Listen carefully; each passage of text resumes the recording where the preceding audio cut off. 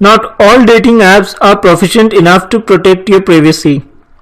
The multiple permission requests give them a highest level of access to your device. The secret detail of your private relationship are not aptly secure. Some of them even sell their data collected for marketing and spamming activities to marketing and spamming companies.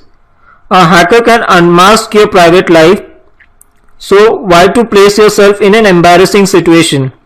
The security aspect is not kept in mind while designing these apps. Some of the apps are even creepy to phish your personal details. An average price for your personal data ranges between $30 to $500 on dark web marketplace. If you are still okay to accept this risk, go ahead and you are free to do so. Just remember how personal information was exposed to the public in an Ashley Madison hack, Bado app user account got compromised, and many more.